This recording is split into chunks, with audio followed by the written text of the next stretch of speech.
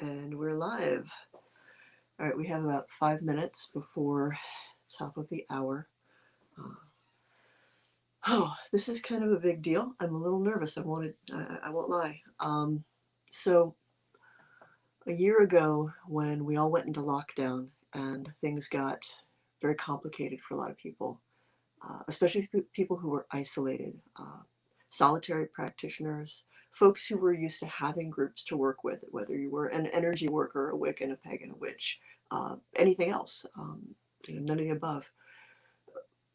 Folks felt stressed, lonely, disconnected. Uh, Most people weren't prepared for the solitude, on top of all of the other things that were going on with COVID, the uncertainty. So one of the services that I started doing for my inner circle, and then we expanded it kind of by the nature of what it was, to more and more connections, was a simple connection ritual. It's based off of actually one of the rituals for House Kheperu.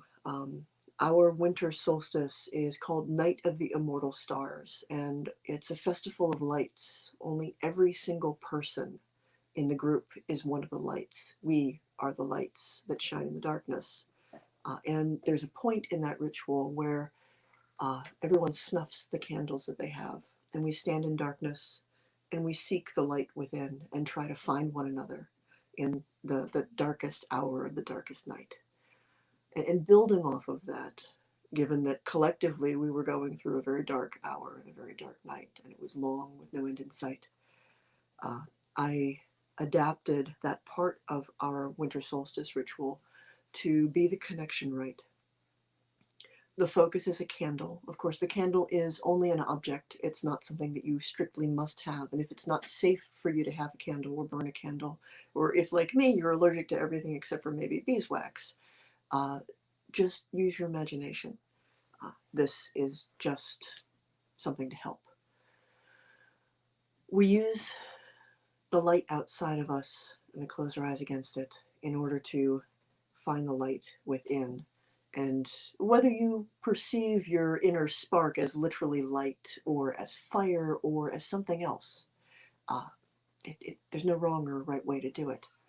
You look for who you are, you look for your core, and then from there you find the connections that you share with your immediate circle, and then connections that maybe you didn't realize that you had. One of the other things this builds on is an old tradition, astral temple work. This is something that you're going to find in witchcraft and paganism, in Freemasonry, and a number of other occult traditions. The idea that conceptually or in a literal sense, energetically, there's a shared space that we can create, co-create, that we can join in and connect on, crossing the miles, leaping the distance between flesh, using mind, spirit, and energy.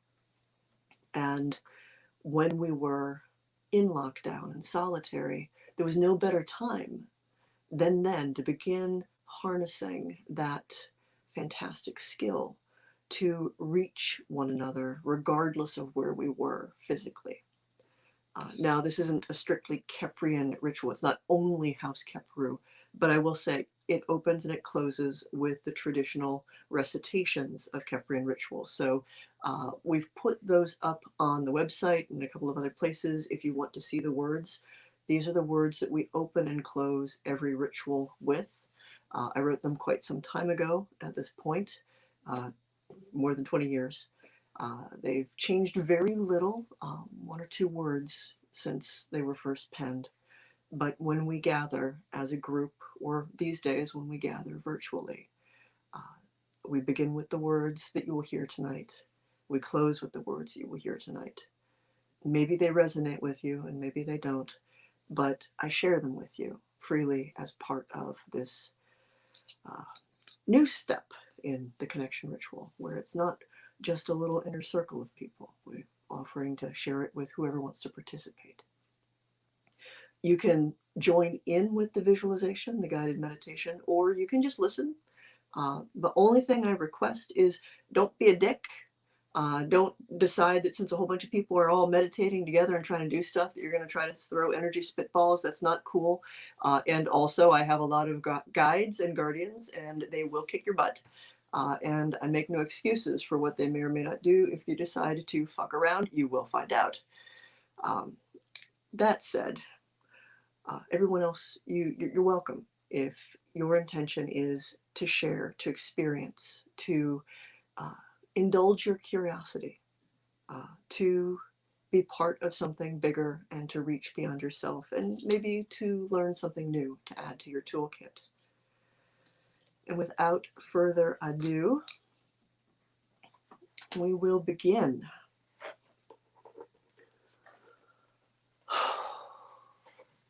Take a few moments, get yourself settled, get comfortable wherever you're at. Make certain that your situation, your surroundings are as safe as they can be, especially if you're playing with fire.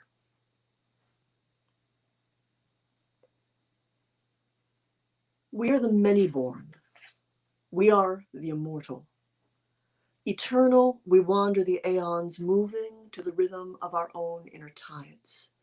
We are active elements moving through passive worlds. Endlessly we die and are reborn, changed yet unchanging through the years. We move from lifetime to lifetime, taking up bodies as garments.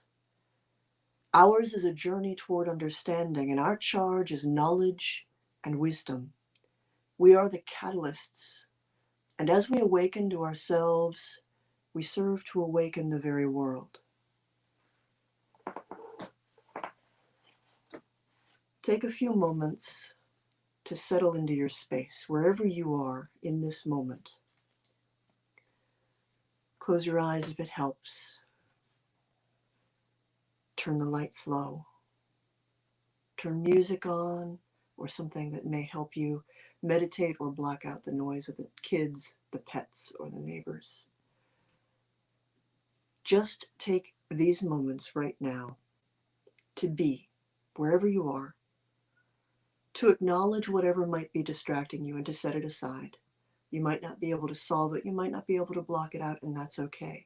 Just acknowledge the distractions and let them live over here for a time. Be first in your body, in your flesh, wherever you are, and be as comfortable as you can. And if you have a candle, and that will be your focus, now is the time to light it.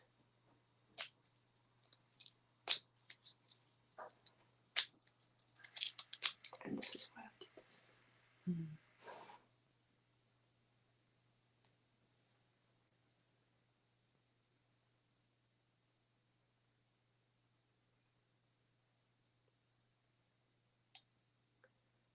Take a few moments to just acquaint yourself with the light.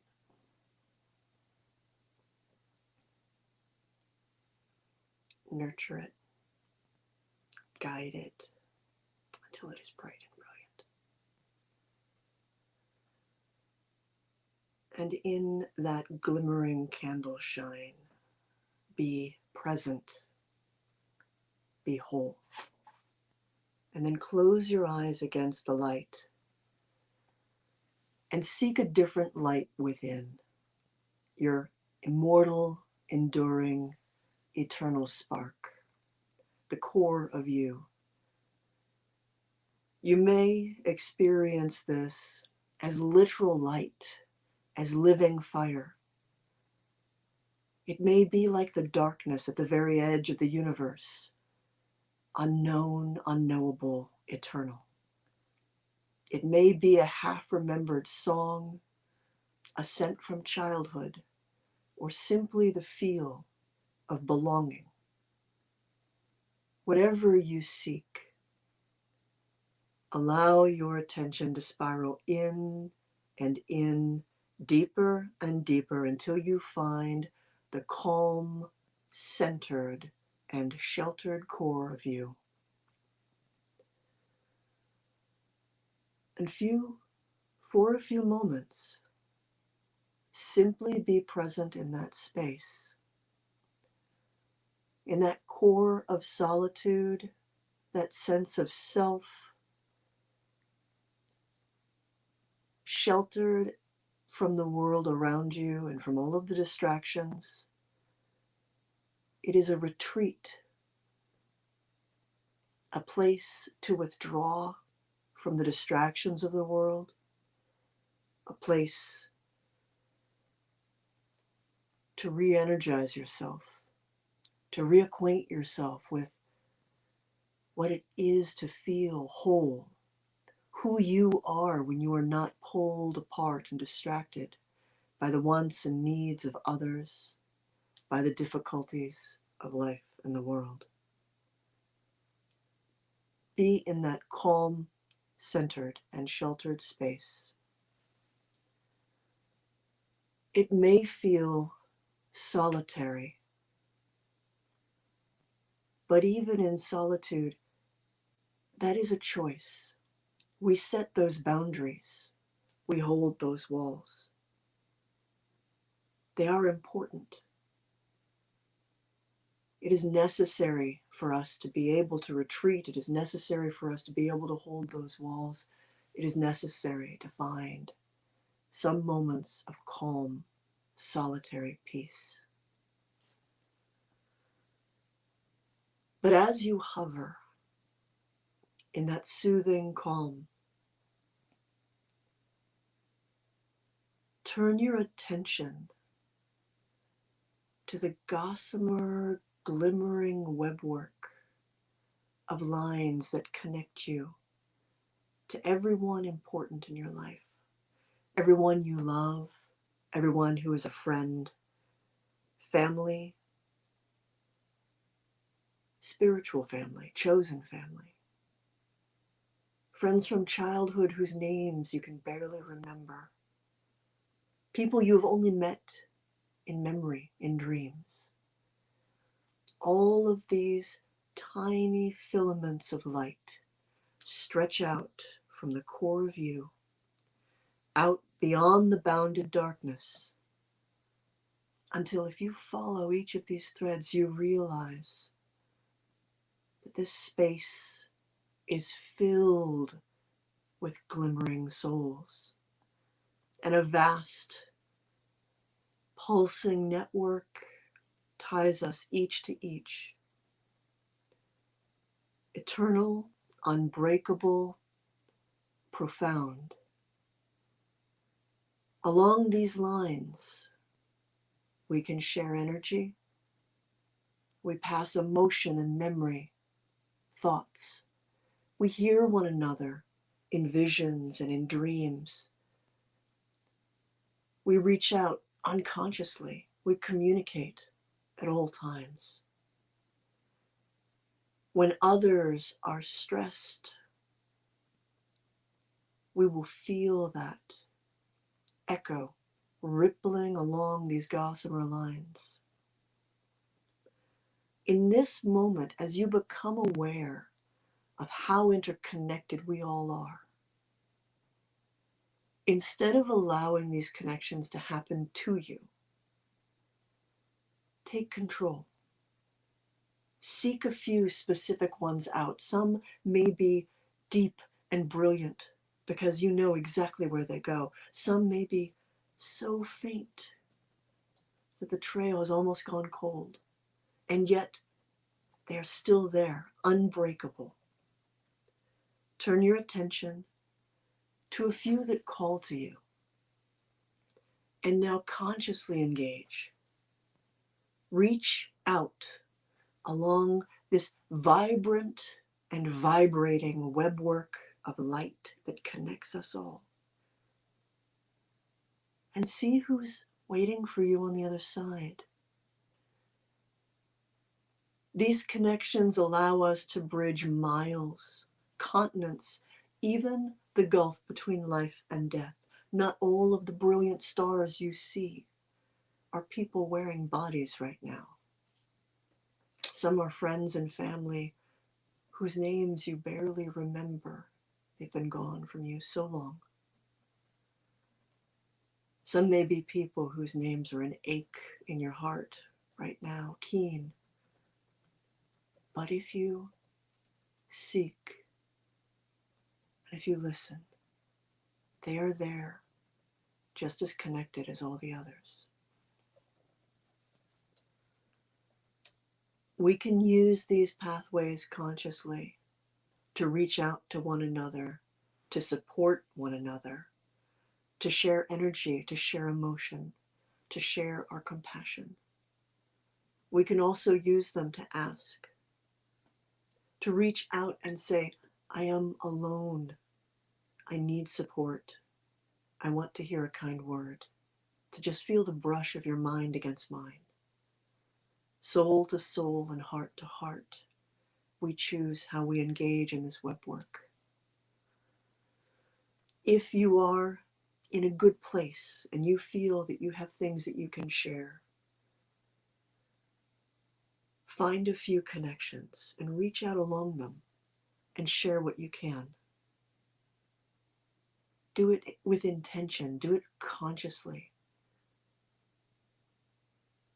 If you are in a place where you are struggling, where you don't have anything else to spare, do not hesitate to use these connections and say, please, I am alone and the night is long and dark. Are there others? Remind me that I'm not alone. I reach out my hand, please reach back. Remember that this is a web work that connects us all at all times. We barely participate with it. And yet, when there are great things that move in the world, pain and unrest, these connections vibrate with the ripples of collective stress and anxiety. That happens without our intention. Now think about how much more powerful it is if we were to always engage with these, with focus, with intent, to help and to heal, to reach out when we need, and to share when we can.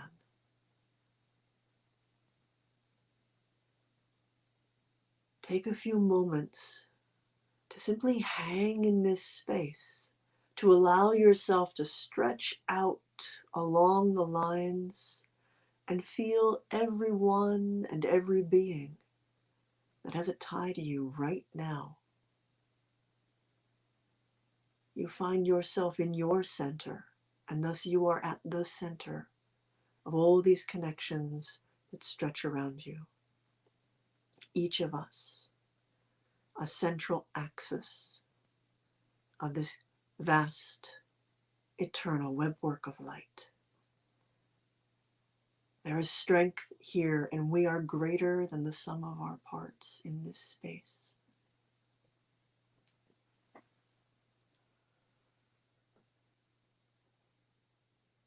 But of course, we are also beings of flesh. And so as much as we may dance in the spaces between light and shadow, flesh and spirit, for now, let us come back to ourselves, to our space. Remember how to get there. Remember, it's just shifting your thoughts, a step within and then a step without. Always there. For now, let us be present in ourselves, in our lives, appreciating what we took, what we saw, what we learned, and making that a part of us now. We will come back.